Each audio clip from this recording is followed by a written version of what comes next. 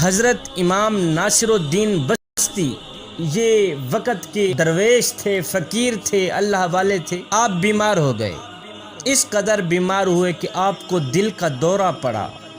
جب آپ کو دل کا دورہ پڑا تو آپ کافی دیر تک بے ہوش ہو گئے۔ اتنے ہوئے کہ عزیز و اقارب نے سمجھا کہ حضرت فوت ہو گئے، انتقال ہو گیا ہے حضرت کا۔ عزیز و اقارب نے آپ کو مردہ تصور کر کے غسل دے دیا، آپ کو مردہ تصور کر کے کفن پہنایا اور دفن کر دیا۔ رات کا دوسرا پہر تھا، آپ کو ہوش آیا، آنکھ کھلی تو خود کو قبر میں پایا۔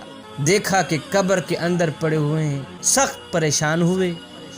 اس پریشانی میں آپ کو ایک دم یاد آیا کہ جو شخص حالت پریشانی میں 40 مرتبہ سورہ یاسین شریف پڑھتا ہے تو اللہ تعالیٰ اس کی پریشانی کو دور کر دیتا۔ جو شخص حالت پریشانی میں 40 مرتبہ سورہ یاسین شریف پڑھتا ہے تو اللہ تعالیٰ اس کی تکلیف کو، اس کی پریشانی کو دفع کر دیتا۔ حضرت نے یہ سوچتے ہوئے 40 مرتبہ سورہ یاسین شریف پڑھنی شروع کر دی۔ پڑھتے رہے یہاں تک کہ 39 مرتبہ آپ پڑھ چکے تھے کہ ایک کفن چور نے کفن چرانے کی نیت سے آپ کی قبر کھود۔ اللہ اکبر! کفن چور آیا، کفن چرانے کی نیت سے حضرت کی قبر کھودی۔ حضرت نیچے سورہ یاسین شریف پڑھ رہے تھے۔